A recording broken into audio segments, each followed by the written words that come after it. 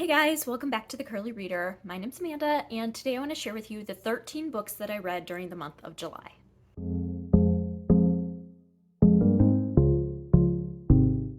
Okay, so I know I've been a little MIA lately. It's just summer. It's hard to find time to film. We have stuff going on with the kids. It just is what it is. So I know videos have been very sporadic, but it's just the way it is right now. That's all I gotta say.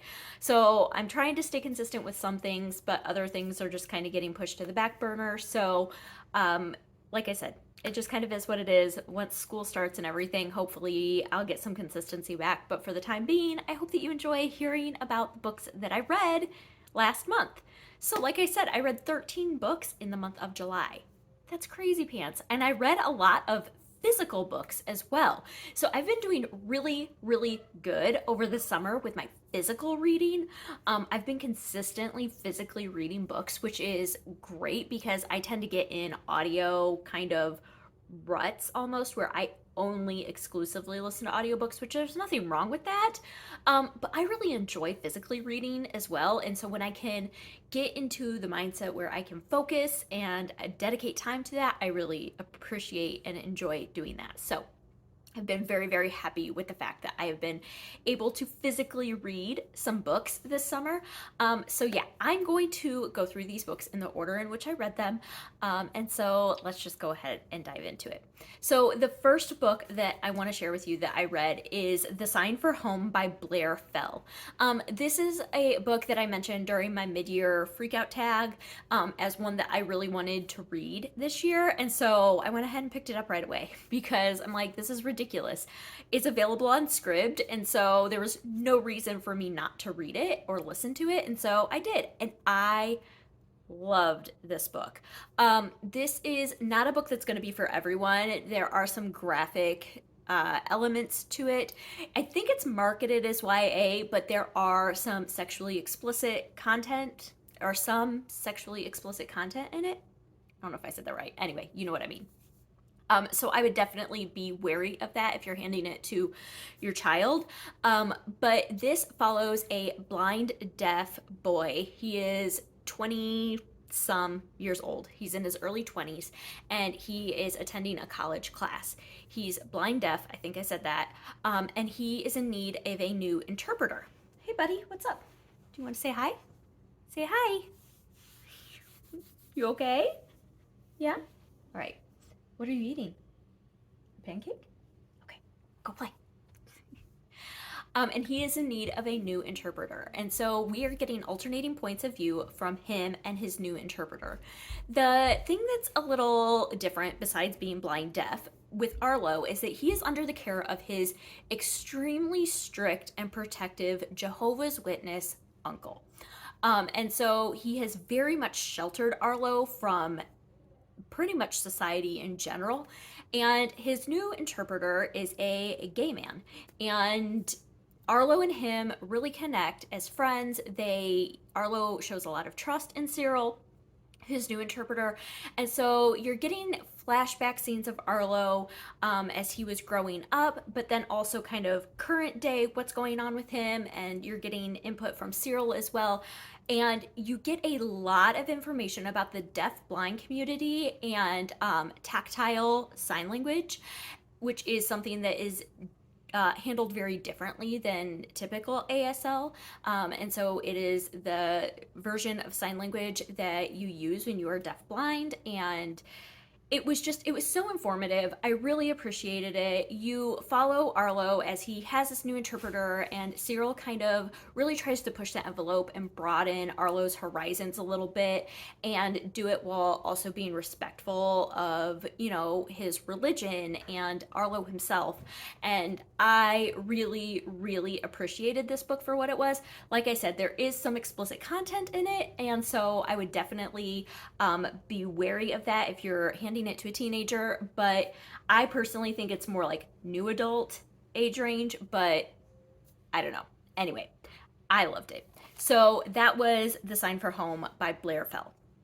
All right, next, after that, I read a book that was recommended by the Currently Reading podcast, which is a podcast that I have been listening to lately, and I love it.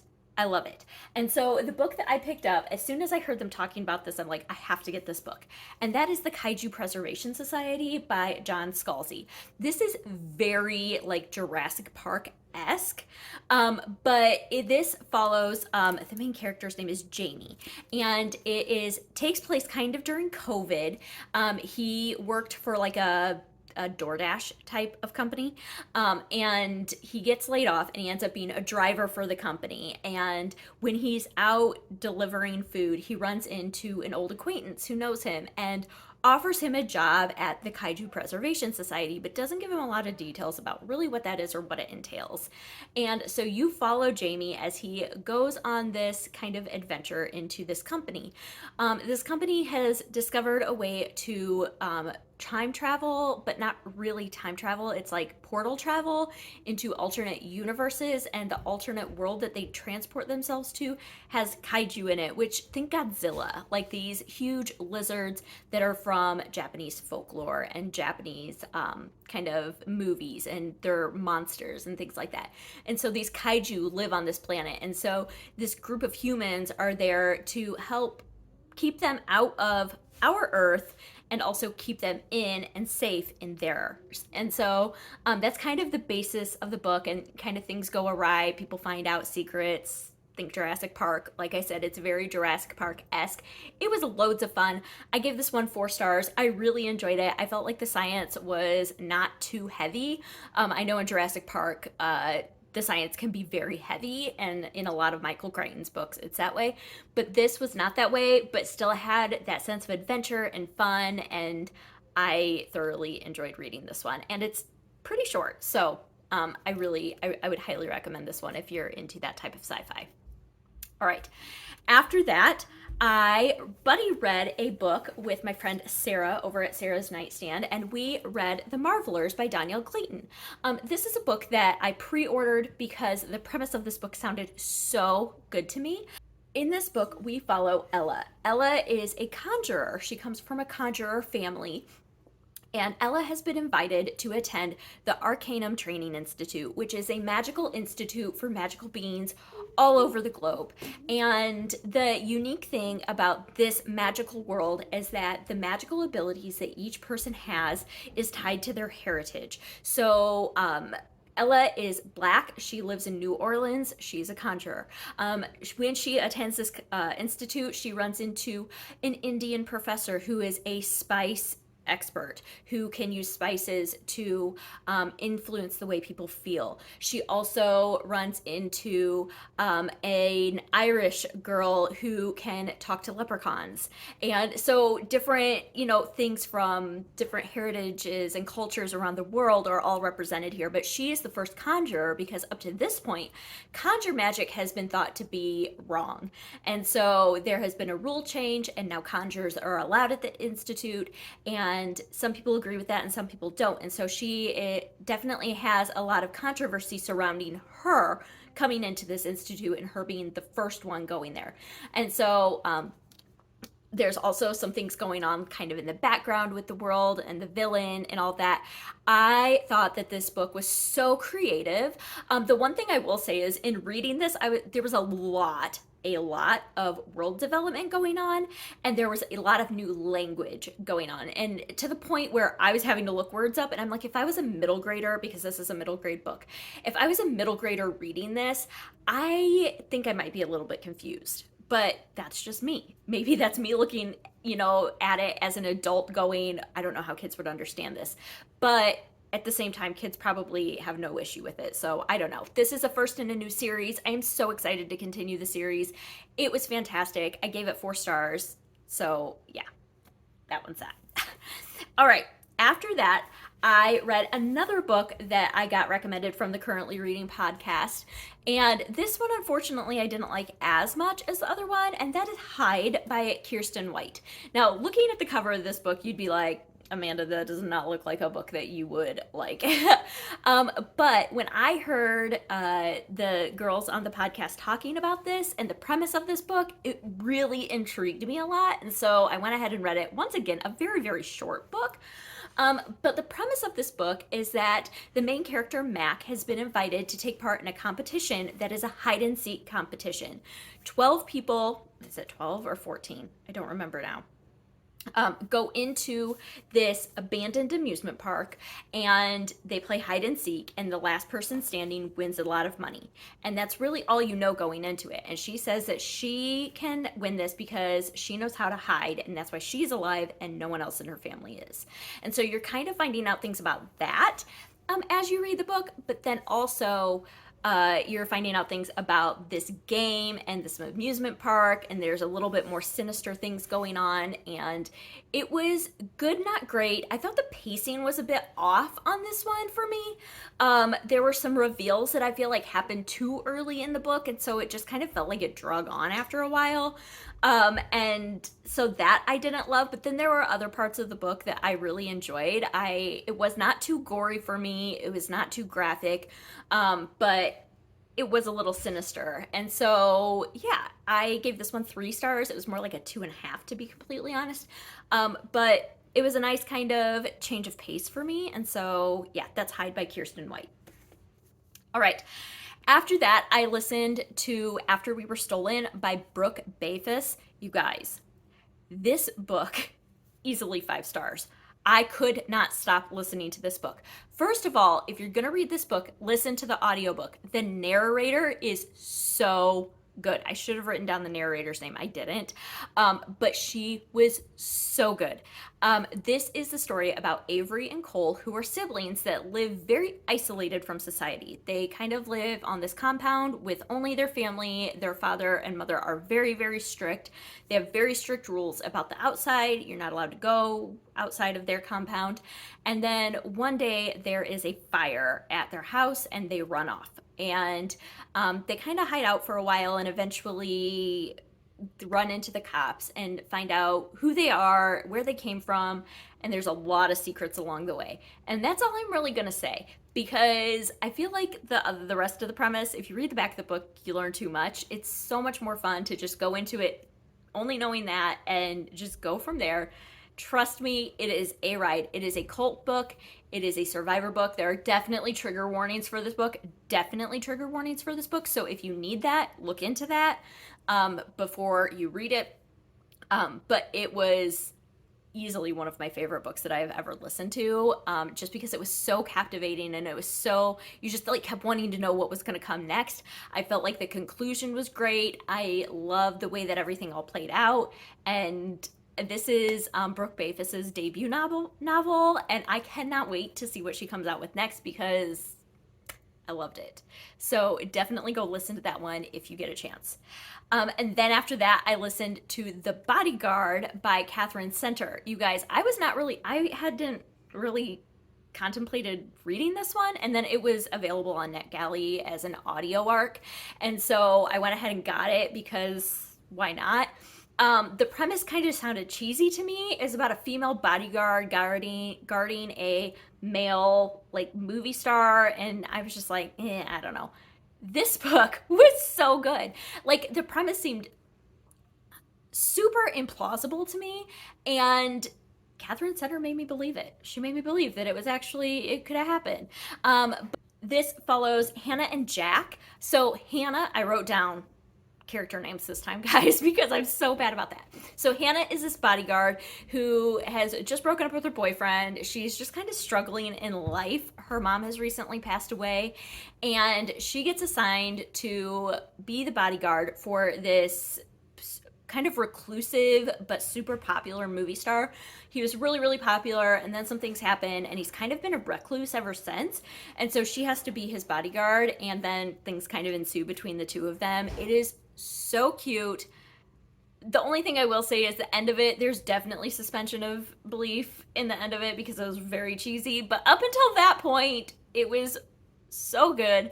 I loved the relationship between Hannah and Jack, and the tension there, and the camaraderie there, and the trust that is gradually built between them, and I just thought it was so good. So that one got 4 stars for me. which was actually quite a surprise. After that, I read Smells Like Tween Spirit, the new class mom book by Lori Gelman. This is book number 4 in her series that follows Jen Dixon, who is a mom and is very involved in her son's schooling. She has 2 older girls, and so by book number 4, she has a granddaughter and a kid in middle school, and then 2 adult children and ailing parents who are going through it, and she's a spin instructor, and she's just involved. She has her hand in a lot of things, and she is responsible for a lot, and you're following her as her son is going to be on the wrestling team for the first time, and so she's now a sports parent for the first time. And I thought that this was a really fun rendition of Class Mom, and so I've really enjoyed this series up to this point. I am very interested in continuing the series and very interested in seeing what Jen's gonna get up to next. This one got 3 stars for me. It didn't blow my mind. I thought it was fine. I don't think anything will ever top the first one, but it was very good.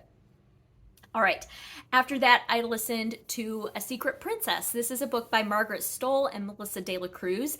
This is a mashup retelling of all of Frances Hodgson Burnett's popular novels. So A Secret Garden, Little Princess, and Little Lord Fauntleroy, which I didn't know that it had Little Lord Fauntleroy in it as well. But you get all 3 of those mashed up into this retelling, and it was so good. It's still set in Victoria time. We have Mary, Sarah, and Colin, who are friends at a boarding school, and you kind of get bits and pieces of each of their stories. There's a lot of diversity in it, and just it was so good. I thought that Margaret Stoll and Melissa De La Cruz did a really good job of kind of addressing some of the issues with Frances Hodgson Burnett's novels that have not translated well in time. They have not aged well. They address some of those issues while still keeping true to the essence of her writing and her stories, and I thought it was great. And so I gave this one 3.5 stars. All right. Next, I'm getting out of breath. I'm talking so much. Okay, next I listened to Nora Goes Off Script by Annabelle Monaghan. This is another contemporary romance book. This one is about a movie writer. So a script writer who is living in California, New York? I forget now.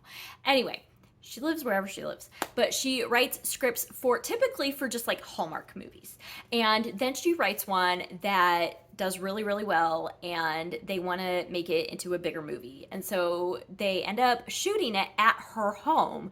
And so the movie stars are all at her house, and one of the key actors in the film, the lead male actor, brings an RV and just kind of like stays.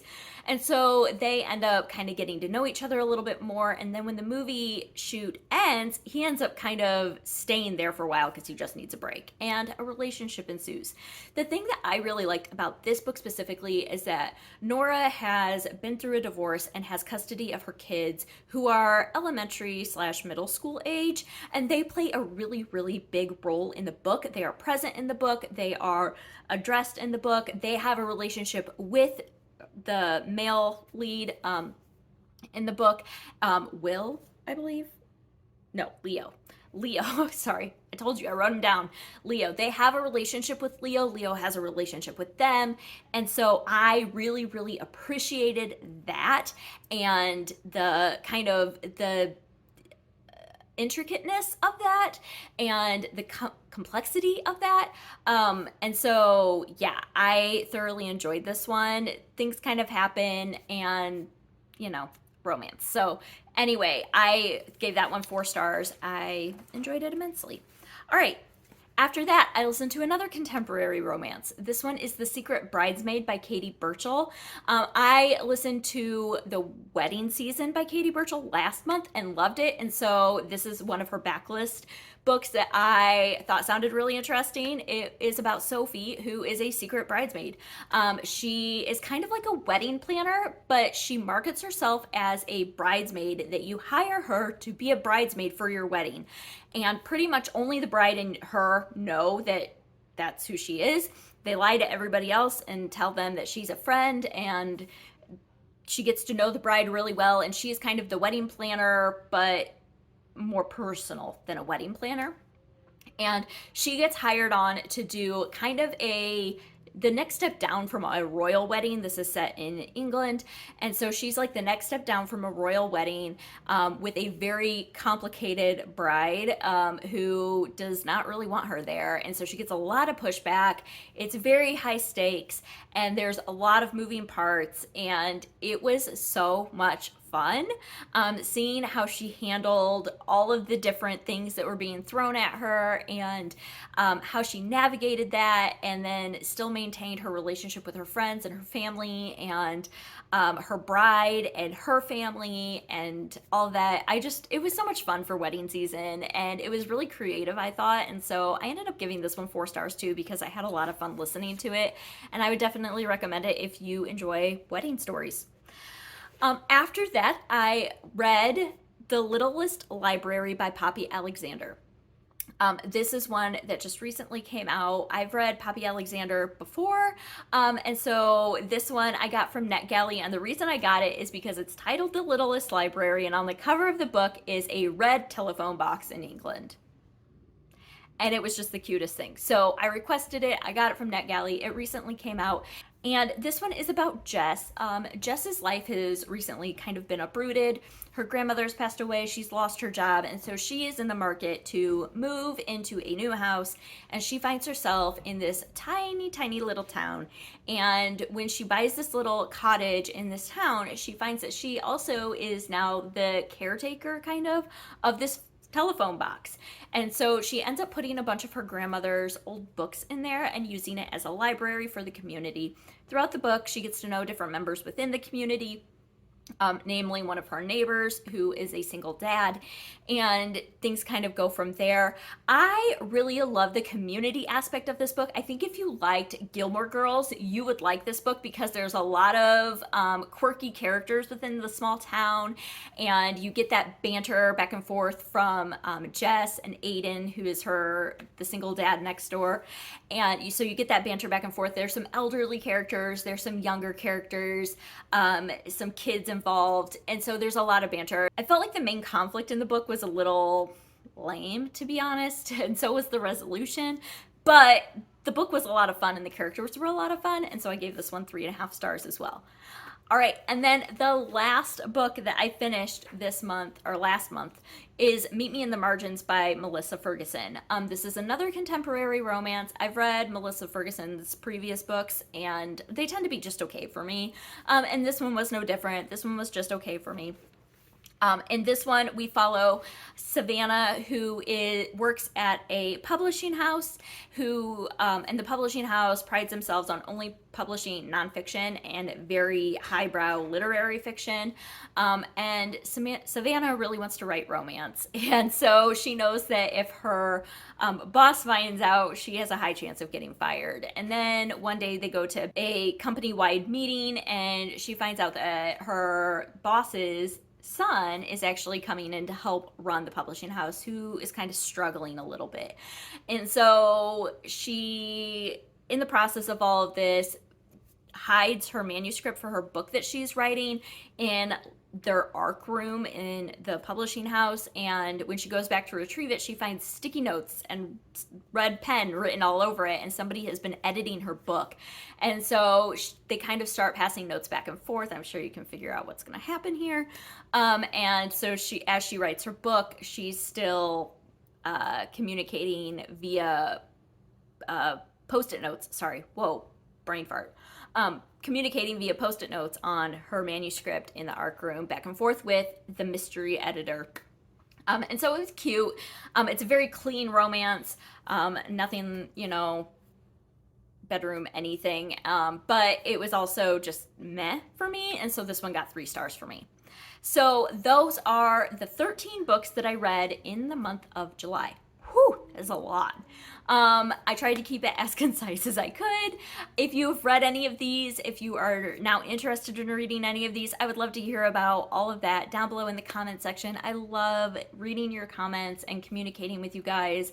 And like I said, here in the next month, when the kids all go back to school, hopefully things will get a little bit more consistent around here. But until then, just kind of bear with me as we finish out summer here, and I'm just taking the time spending it with the kids and doing family things like I should. So that's going to do it for me today. I hope that you enjoyed this. I hope that you stick around and subscribe. And until next time, see ya.